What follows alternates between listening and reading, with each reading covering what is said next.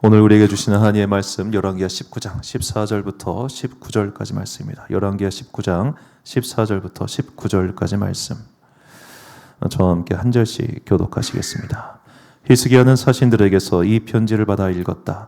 그리고는 주님의 성전에 올라가서 주님 앞에 편지를 펴놓은 뒤에 주님께 기도하였다. 그룹들 위에 계시는 주 이스라엘의 하나님, 주님만이 이 세상의 모든 나라를 다스리시는 오직 한 분뿐인 하나님이시며 하늘과 땅을 만드신 분이십니다. 주님, 귀를 기울여 들어주십시오. 주님, 눈여겨보아 주십시오.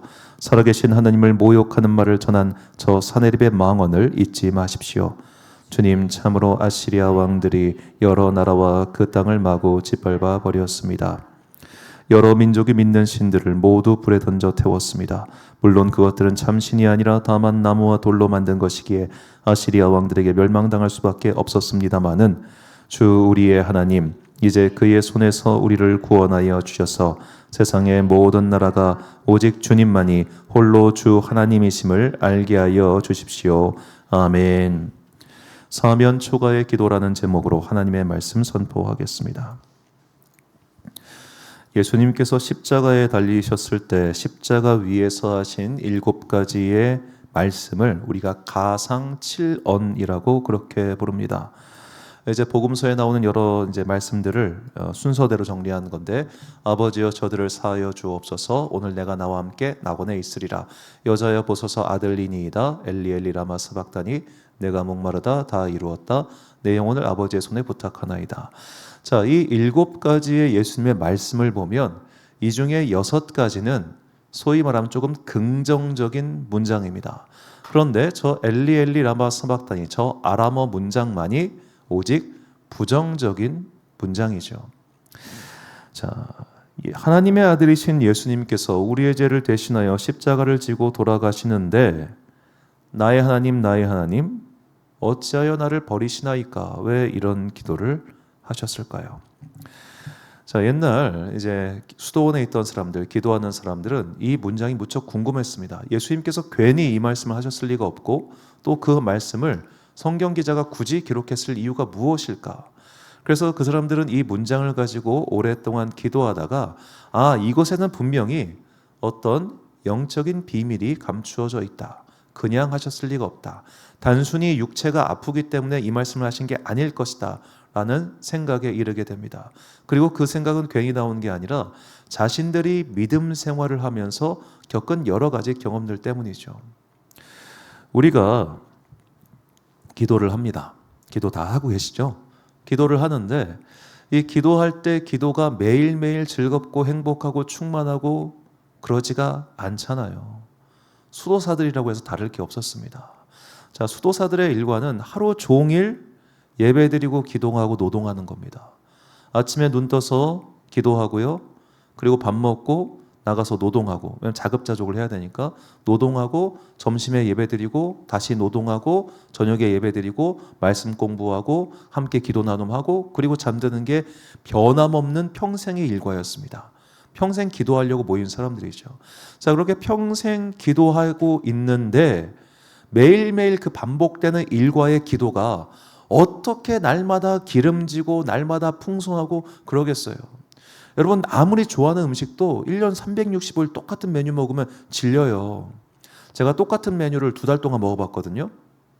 참치김밥, 삼각김밥 되게 좋아해가지고 삼각김밥을 2달 동안 먹어봤어요. 매일. 그런데 2달째 먹으니까 드디어 이 물린다는 게 뭔지 알겠더라고요. 지금은 똑같은 메뉴 제가 일주일밖에 못 먹어요. 그 이상은 진짜 못 먹겠더라고. 자, 기도 생활도 똑같아요. 매일매일 즐겁고 매일매일 행복하지가 않더라는 거죠. 이것을 이제 비유로서 잘 정리한 사람이 십자가의 성 요한이라고 하는 사람입니다. 이 사람은 스페인의 아빌라라고 하는 곳에서 태어났고 거기서 죽었는데, 그 맨발의 갈멜 수도회라고 하는 것을 조직해서 이 갈멜 수도원의 어떻게 보면 개혁을 위해 노력했던 사람입니다. 저 연도를 보면 아시겠지만 딱 종교 개혁 기간 동안에 활동했던 영성가입니다. 그래서 이 스페인 지역은 특히나 이제 가톨릭세가 강하기 때문에 종교개혁 운동이 전혀 들어가질 못했어요. 스페인은 스페인 내부에서 개혁 운동이 일어났는데 십자가의 성요한, 아빌라의 테레사, 그리고 이제 이그나시우스 로욜라 같은 사람들, 그런 사람들은 이 개혁교회 진영에서도 존경하는 사람입니다. 저 사람은 루터교회에서도 성인으로 인정한 사람이에요. 이 십자가의 성요한이 이제 수도원 개혁 운동을 벌이다가 감금당해요. 11개월 동안 이제 감금을 당했는데 그 톨레도라고 하는 수도원에서 감금당한 상태에서 그가 감금당한 방이 어땠냐면은 창문도 없고 그냥 빛만 조금 들어오는 그런 어두컴컴한 방이었단 말이죠. 마치 감옥과 같은 그런 어두컴컴한 밤에서 그는 기도하면서 그 기간을 버티는데 그 버티는 시간이 너무 괴로웠습니다. 너 개혁운동 하지 마. 포기하면 풀어줄게. 라고 계속해서 사람들이 회유합니다. 그 회유를 하는 사람들은 자기와 같은 수도사였고 사제였고 동료들이었죠. 굳이 우리끼리 이럴 필요 있어? 우리 다 같은 동료잖아. 야, 너 그렇게 혼자서 독야청청하지 마. 그런 여러 가지 말들과 유혹 속에서. 그런데 그걸 버티고 있지만 하나님께서는 마치 나의 이런 상황에 대해서 큰 관심이 없으신 것 같은 그런 무응답의 기간들. 약 11개월 동안 그런 어두운 시간을 보내면서 그는 자신의 그런 경험들을 잘 녹여내서 모든 믿는 사람들은 이런 구간을 통과하는구나. 그것을 그는 영혼의 어두운 밤이라고 그렇게 표현을 합니다. 그래서 그가 지은 책이 영혼의 어두운 밤이라는 책인데 실제로 읽어보면 너무 어려워요. 이 사람이 번역이 어려운 건지 말이 어려운 건지 모르겠는데 하여튼 굉장히 어려운 말인데 이걸 간단하게 이제 4단계로 정리하면 이렇습니다. 영혼의 어두운 밤이란 첫 번째 밤은 경건을 위해서 우리가 능동적인 신앙생활을 시작할 때입니다. 찬양하고 기도하고 설교 듣고 영적인 독서를 하는 등 나 나름대로 기도를 결단하고 기도를 시작하는 때가 첫 번째 밤의 기간이라는 거예요. 그런데 이런 기간을 하다 보면 어떤 때가 오냐면 아무런 느낌이 들지 않는 때가 있다는 거예요. 우리가 보통 하는 말로 기도가 안 되고 기도가 막히는 것 같은 그런 순간이죠. 조금 거칠게 말하면 영빨이 안 생기네 라고 하는 그런 순간입니다. 자, 이렇게 기도가 막히고 기도가 안 될 때, 이렇게 처음에는 다 즐겁게 신앙생활 하잖아요. 나름 결단하고 특히 연초에 기도해야지. 새벽 제단도 쌓아보고 금요일날 저녁에 와서 기도도 해봐야지. 그런 결단으로 한 해를 시작하는데 시간이 지나면 지날수록 기도를 마치고 나도 딱히 내 마음에 어떤 뚜렷한 증거가 보이지 않고 새벽을 열심히 했지만 당장 나가서 피곤한 일상은 반복되고 기도를 하고 변하지 않는 삶, 기도를 해도 응답이 더디 오는 것 같은 것, 기도를 해도 내 마음속에 어떤 뚜렷한 불이 일어나지 않을 때 이렇게 두 번째 밤에 진입한다는 겁니다. 무덤덤하고 답답하고 정체되어 있는 것 같은 구간. 그런데 이 구간을 뛰어넘어서 세 번째 구간으로 가야 된다는 거예요. 이게 세 번째 밤인데 세 번째 밤은 나의 느낌, 나의 감각과 상관없이 하나님을 사랑하고 이 온 세상에 충만한 하나님의 존재를 찾고 받아들이려고 노력하는 단계입니다. 기도가 안 돼요. 느낌이 없어요. 그냥 똑같은 것 같아요. 그럼에도 불구하고 그 구간을 견뎌내서 나의 현재 상황과 관계없는, 그러니까 내가 고통당하고 내가 아프고 내가 실망스러울 수 있어요. 그런데 하나님이 안 계시냐? 그게 아니잖아요. 그래도 하나님은 계시기 때문에 그 계시는 하나님을 바라보면서 그 두 번째 구간을 통과한다는 겁니다. 이게 세 번째 밤이에요.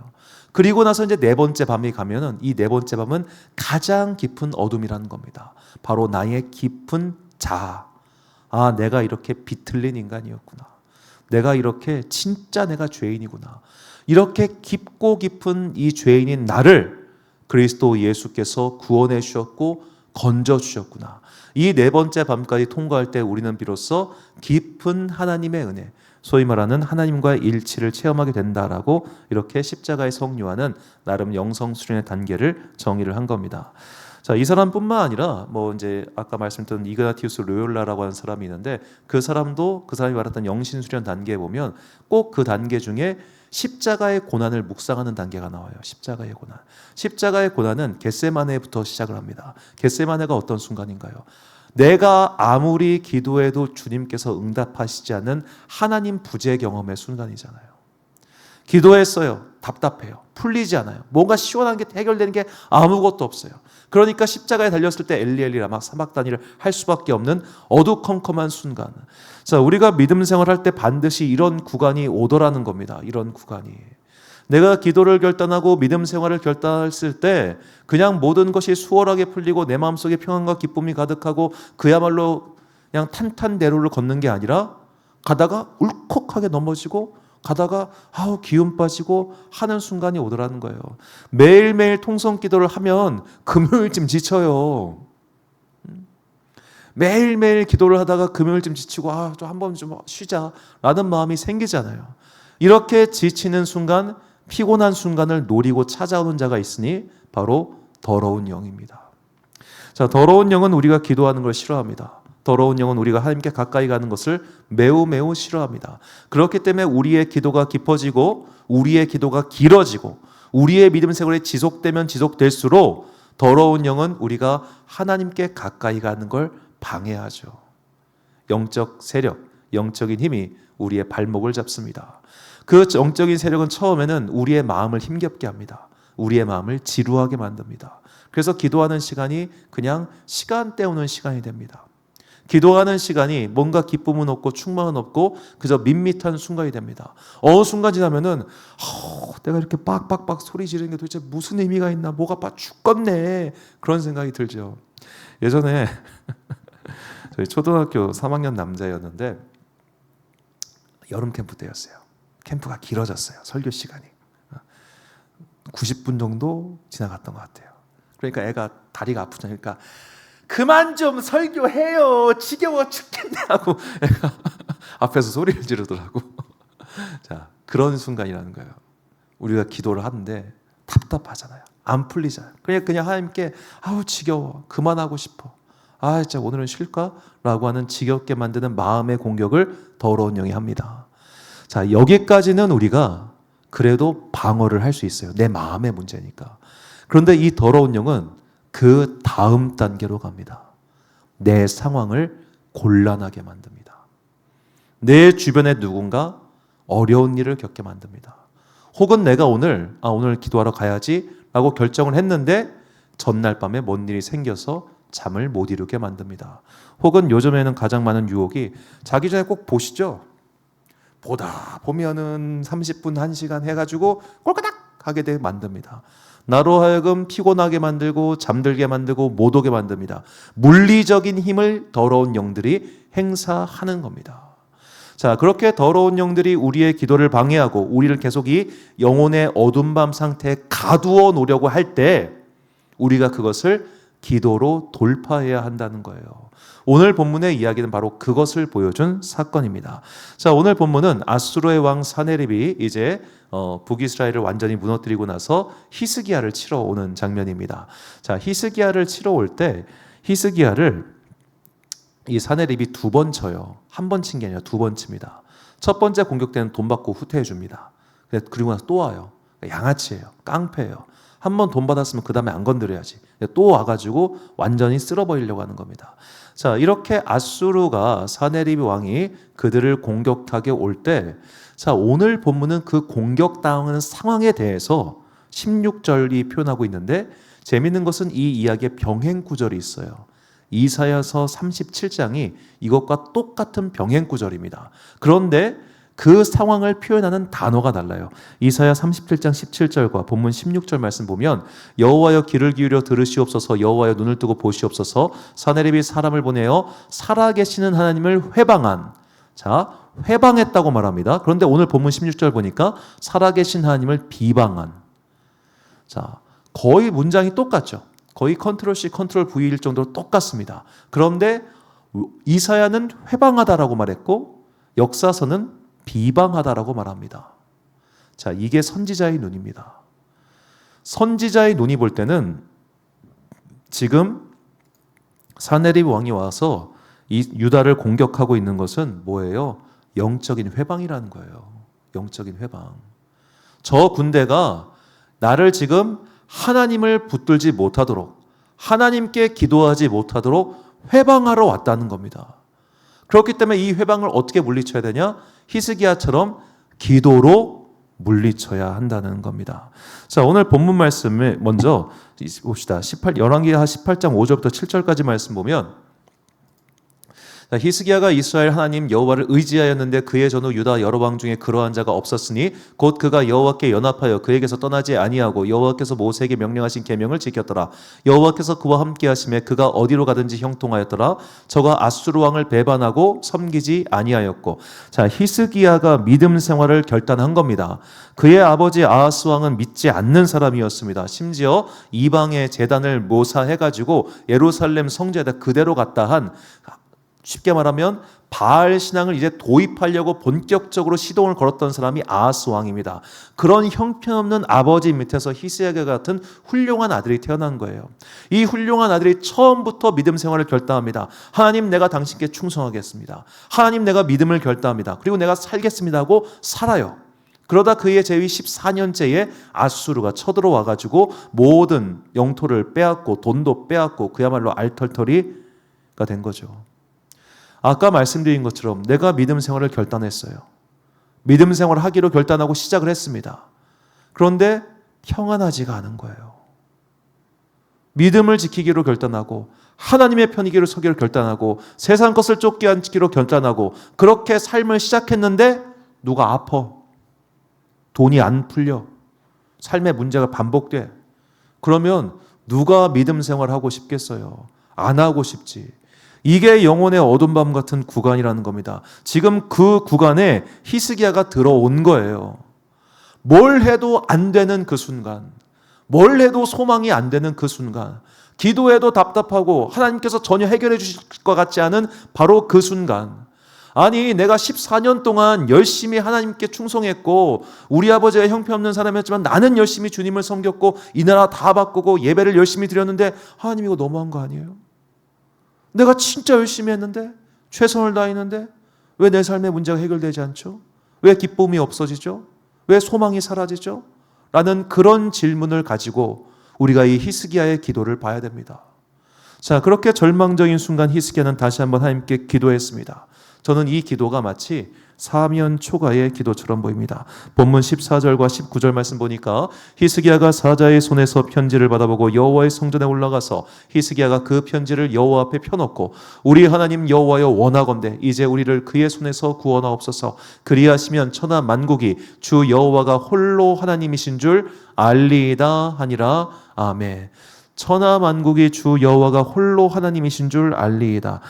우리가 기도할 때 기도에 좋은 팁을 알려드리면 하나님의 자존심을 자극하세요. 하나님 나를 잘되게 해주셔야 저 믿지 않는 사람이 예수 믿어요. 하나님 제가 잘돼야 믿지 않는 가족들이 예수 믿는다니까요. 그러니까 나 좀 잘되게 해줘요. 이런 식으로 내가 나를 위해 잘되는 게 아니라 주의 영광을 위하여 주의 이름이 높임받기 위하여 그러기 위하여 주님 나에게 복 주세요. 그렇게 기도하십시오. 이게 이제 조금 저는 썩 좋아하는 표현은 아닌데 여러분들이 많은 분들이 소위 말해 보좌를 흔드는 기도라는 표현을 많이 씁니다. 막 보좌를 막 하나님의 보좌를 흔든다. 떼쓰는 것처럼 보이지만 사실은 굉장히 합리적인 요구를 드리는 거예요. 나를 구원해 달라는 게 아니야. 천하 만국이 여호와가 홀로 하나님인 줄 알기 위하여 우리를 구원해 주옵소서. 이것이 히스기야가 사면 초가를 당했을 때 사방을 우겨쌈을 당해가지고 삶의 소망이 사라졌을 때 그가 드린 기도입니다. 자, 히스기야는 지금 자신을 구원할 수 있는 수단이 없어요.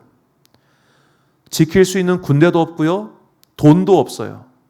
아무것도 없는 상황입니다. 그런데 여태까지 유다의 왕들은 이런 상황에 처했을 때 누구한테 도움을 청했느냐?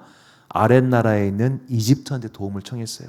형님 나 좀 한번 살려주세요라고 이방 세력의 손을 빌려서 그렇게 벗어났었어요. 그런데 히스기야가 결단한 거예요. 야 그건 죽어도 하기 싫어. 내가 아무리 돈 없고 아무리 망했어도 거긴 안 가. 내가 아무리 망하고 정말 삶의 코너까지 몰렸어도 너는 안 만나. 이런 결단을 내린 거예요. 믿음의 결단인 겁니다. 정말 배수진을 치고 믿음의 결단을 내리고 사면 초과의 상황에서 저런 악의 세력, 더러운 영의 세력에게 항복하지 않고 내가 여기 서서 죽더라도 나 기도하다 죽을련다. 서서 죽더라도 내가 하나님 붙들고 죽으련다. 그 각오를 가지고 기도했다니까요. 그러자 어떤 일이 일어나는가? 오늘 본문 35절 말씀 보니까 이 밤에 여호와의 사자가 나와서 아수르 진영에서 군사 18만 5천 명을 친지라. 아침에 일찍이 일어나 보니 다 송장이 되었더라. 자, 이 사건은 정말 성경 안에서 중요한 사건이에요. 자, 우리가 출애굽기 이야기는 애니메이션도 많고 영화도 있습니다. 왜 그럴까요? 스펙타클하잖아요. 스펙타클. 바다가 갈라지고 우박이 쏟아지고 벼락이 치고 막 온갖 그 기적들이 일어나잖아요. 영화적 요소가 많은 거예요. 여호수아 영화적 요소가 많아요. 무너지잖아요. 그런데 사무엘상 이하부터 이런 이야기가 확 줄어들어요. 하나님께서 사람의 역사에 직접 개입하셔가지고 어마어마한 사건을 일으키시는 횟수가 가나안 땅 정착 이후로 확 줄어듭니다. 그러니까 기드온은 300명을 데리고 나가서 싸웠던 거예요. 그냥 하나님께서 오늘 이 본문처럼 가서 그냥 왕땅 다 쳐서 없애버리신 게 아니라 니들이 직접 싸워라는 거죠. 믿음 생활은 하나님은 우리가 우리의 일을 하기를 바라십니다. 그냥 무기력하게 주저앉기를 원하지 않으세요. 마치 부모가 자녀를 키울 때 자녀가 맨날 집에서 가만히 있는 꼴을 누가 보겠습니까? 나가서 뭐라도 해라 이놈아라고 하겠지. 그런 식으로 하나님께서는 우리가 자신의 몫을 하기를 바라세요. 그렇기 때문에 하나님께서는 가나안 땅 정착 이후에 이런 초자연적인 사건으로 그들의 역사 가운데 개입을 덜 하신 겁니다. 그런데 오늘 이 히스기야가 사면초가의 상황, 어떠한 소망도 없을 때 기도했을 때 하나님께서 다시 한번 역사 가운데 개입하십니다. 어마어마한 일을 일으키십니다. 감히 사람이 할 수 없는 오직 하나님만이 하실 수 있는 놀라운 기적을 보여주십니다. 이게 구약의 마지막 사건이고 사실상 신약까지 마지막 사건이에요. 이 이후로 소위 말하는 초자연적인 기적은 일어나지 않습니다. 그 나머지 것들은 개인의 어떤 병의 치유나 뭐 죽은 자의 부활, 이것도 물론 대단히 초자연적인 사건이지만 역사의 흐름을 바꾼 사건이 아니잖아요. 그건 개인에게 일어난 기쁜 사건이지. 역사의 흐름을 바꾸는 거대한 사건은 히스기야 여기가 마지막이에요. 마지막. 이 어마어마한 기적이 어떻게 일어나게 됐느냐? 내가 소망이 없는 거예요. 내가 수단이 없는 거예요. 내가 방법이 없는 거예요. 그러나 믿음만 하나 붙들겠다. 내가 정말 아무런 수단이 없어. 대안도 없고 소망도 없고 아무것도 없어. 그런데 포기하기는 싫어. 믿음을 버릴 수는 없어요. 그러니까 마지막에 그냥 서서 죽겠다 하고 마음으로 기도했을 때 하나님께서 이런 놀랍고도 엄청난 기적을 베풀어 주셨다는 것을 우리가 결코 잊어서는 안 됩니다. 저는 믿음 생활의 요체를 이렇게 요약하고 싶습니다. 믿음 생활은 자신의 일을 열심히 하고 하나님의 도움을 기도하는 거예요. 이걸 이제 뭐 한자식 표현을 하자면 진인사 대천명입니다. 진인사 대천명. 내가 받은 일을 하는 거예요, 열심히. 그런데 이렇게 하다 보면 안 될 때가 오잖아요. 히스기야처럼 먼저 하나님께 예배드리고 내 삶의 모든 것들을 믿음에 맞추고 하나님께 충성하기 위해 살았지만 이 엄위한 국제질서 속에서 안 되는 상황이 발생했잖아요. 그때 뭐 하는 거예요? 포기하지 말고 기도하라는 거예요. 그때는 우리가 주님, 내가 정말 다 해봤는데요. 나 더 이상 못하겠어요. 더 이상은 내가 할 수 있는 게 없어요. 그러니까 하나님, 나 제발 좀 살려주세요. 제발 좀 나 좀 도와주세요라고 기도하는 겁니다. 그런데 이런 기도를 시작하면 영혼의 어두운 밤에 턱 걸려요. 처음에는 열정적으로 기도해요. 하나님 도와주세요. 살려주세요. 회복시켜주세요. 하나님 제발요. 기도를 해요. 금식도 해봐요. 그런데 기도하다 보니까 점점 지쳐요. 그러다가 소망이 사라져요. 불꽃이 사라져. 에휴, 뭐 기도해도 뭐 되겠어. 분명히 내가 재단을 채우겠다. 한 달 동안 내가 뭐 해보겠다라고 결단을 시작하는데 다이어트랑 똑같다니까. 진짜로. 결단을 했는데 못 가는 거예요. 기도 생활도 믿음 생활도 똑같아요. 그래서 이제 뭐 갑자기 다이어트 비법을 알려드리냐? 다들 아는 얘기지만 다이어트 할 때 꼭 그 얘기를 하라고 하잖아요. 매일매일 자기 몸 찍으라고, 몸 사진 찍으라고. 왜? 이게 동기부여가 된다는 거예요. 눈에 보이니까. 눈에 보이면 동기부여가 돼요. 그러니까 사실 우리가 개들이랑 큰 차이가 없어요. 강아지도 뭐 하면은 동기부여, 간식 주니까 애들이 열심히 하는 것처럼 우리도 눈에 보이는 동기부여가 있으면 열심히 해요. 왜 초등학교 어린아이들이 달란트 잔치에 그렇게 열심히 하겠습니까? 동기부여가 되니까 암송 구절도 외우고 열심히 하는 거잖아요. 그런데 성인인 우리는 웬만해선 동기부여가 안 돼요. 그러니까 믿음 생활이 점점 더 희비리해지는 거예요. 뭔가 오면 될 텐데, 오늘 만약에 우리가 기도할 때 내 마음 가운데 내 귀에 정말 하나님께서 쩌렁쩌렁한 음성을 들려주신다고 생각해 보십시오. 우리가 기도를 포기하겠습니까? 기쁨과 즐거움으로 날마다 찬양하며 기도하겠지. 그런데 그런 구간이 아니란 구간이 있다 이 말이에요. 어두운 밤을 통과할 때, 답답할 때, 소리가 안 들릴 때 어떻게 하냐고. 포기하지 말고 기도하자는 거예요. 포기하지 말고. 그 구간은 누구나 와요. 안 오는 사람이 거의 없어요. 우리가 30년, 40년, 50년 믿음 생활하는 동안에 어떻게 날마다 즐겁고 행복하겠습니까? 그건 조증이에요. 그런 일은 없어요. 우울한 순간이 와요. 어두운 순간이 와요. 포기하고 싶은 순간이 와요. 답답한 순간이 와요. 그 순간을 내가 버티는 거예요. 근성을 가지고 버티는 거라고요. 아까 전에 어떤 이제 설교자님의 설교를 듣는데 이분이 이런 표현 쓰시더라고요.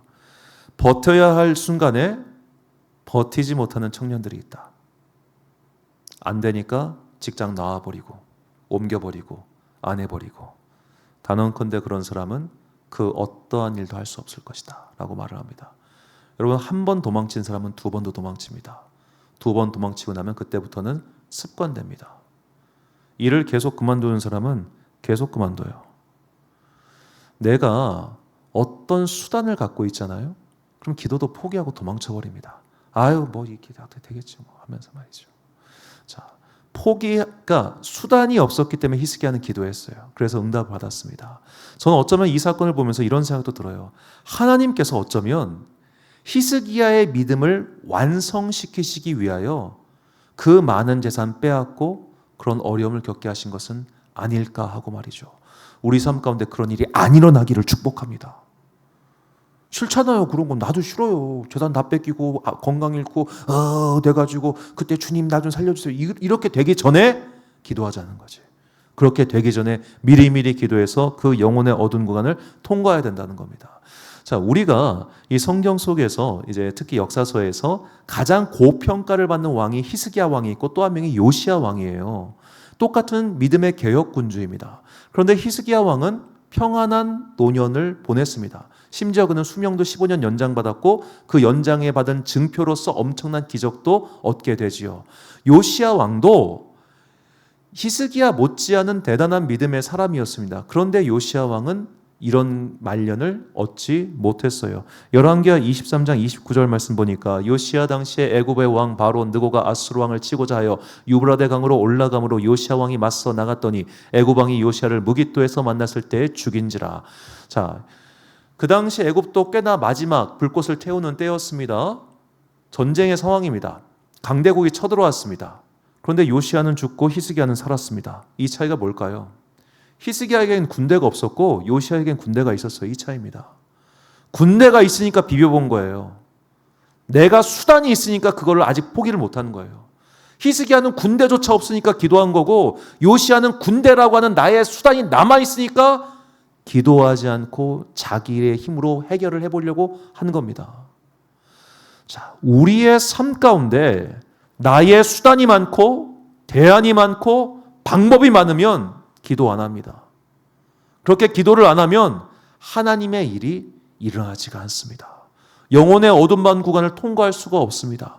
그러므로 아직 내가 여력이 있을 때, 아직 나에게 정말로 내가 긴박한 상황에 처하지 않은 지금, 아직은 건강하고 아직은 시간이 있고 아직은 여유가 있는 지금 기도의 분량을 쌓으십시오.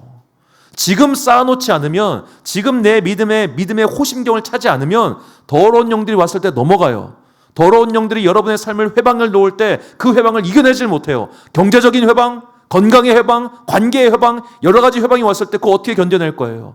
그 공격을 막아낼 수 있도록 의의 호심경을 붙이는 마음으로 날마다 성령 충만의 기도를 해야 됩니다. 이것이 언젠가 혹여나 나에게 다가올 수 있는 그 사방의 우겨쌈의 순간을 뛰어 넘어가게 해줄 믿음의 구원책이라는 겁니다. 이것을 알고 있던 사람이 누구냐면 사도 바울이에요. 사도 바울이 말합니다. 고린도서 4장 7절부터 9절까지 말씀인데요. 우리가 이 보배를 질그릇에 가졌으니 이는 심히 큰 능력은 하나님께 있고 우리에게 있지 아니함을 알게 하려 함이라. 우리가 사박으로 우겨쌈을 당하여도 쌓이지 아니하며 답답한 일을 당하여도 낙심하지 아니하며 박해를 받아도 버림받지 아니하며 거꾸로 뜸을 당하여도 망하지 아니하고. 자, 심히 큰 능력이 하나님께 있기 때문에 내 삶의 모든 소망이 끊어져도 뭐하다? I don't care. 하나님께 있으니까.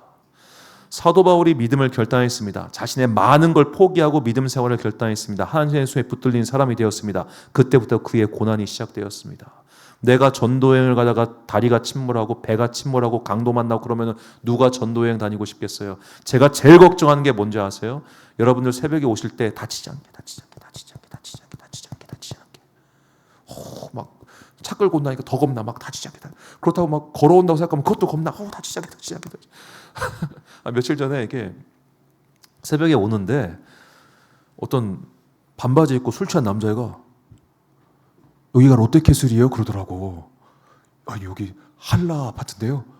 롯데캐슬 어디 있어요? 그걸 내가 어떻게 알아? 여기 이 동네 롯데캐슬 없는데. 택시를 타고 잘못 왔나 봐요. 새벽 4시 반에 남자가 어슬렁어슬렁. 만약에 제가 여성이었으면 진짜 무서웠을 것 같아. 우리 207동 옆에 있는 그 분리수거장 앞에서 어슬렁거리고 있더라고. 새벽 4시에. 자, 우리가 무섭잖아요. 내가 새벽 기도 가다가 어떤 일 당하면 어떻게 돼요? 내가 주일 예배 지키려고 가다가 차 긁으면 우리 주차장에서 꺽 하면은 기분이 행복하겠습니까? 절대 그럴 일이 없어요. 저도 기분 나빠요. 그러면은 하나님이 나한테 왜 이러시냐고. 이런 말 나오잖아요. 우리가 믿음을 결단할 때 항상 형통하지가 않아요. 우리가 기도를 결단할 때 모든 것이 순조롭지 않아요. 왜? 더러운 영들이 방해를 하니까. 우리의 마음을 흐트러뜨리고 우리의 인생의 계획을 흐트러뜨리고 우리의 의욕을 빼앗아가요. 이런 더러운 영이 우리의 기도 생활, 믿음 생활을 회방 놓을 때 오늘 사도 바울처럼 사방에 우겨쌈을 당하여도 심히 큰 능력은 하나님께 있기 때문에 거기에 소망을 두고 넘어가야 됩니다. 그 구원의 밧줄을 붙들고 넘어가야 됩니다. 그리고 그 구원의 밧줄을 얻기 위하여 뭐 해야 되냐? 끊임없이 기도해야 됩니다. 여러분, 영혼의 어두운 구간 같은 구간을 통과하고 계십니까? 답답하고 답이 없는 것 같고 기도해도 변함이 없는 것 같고 그저 무의미하고 답답한 시간을 그렇게 보내고 있는 것 같으십니까? 그 구간이 가장 위험한 구간이며 동시에 반드시 가야만 하는 구간입니다.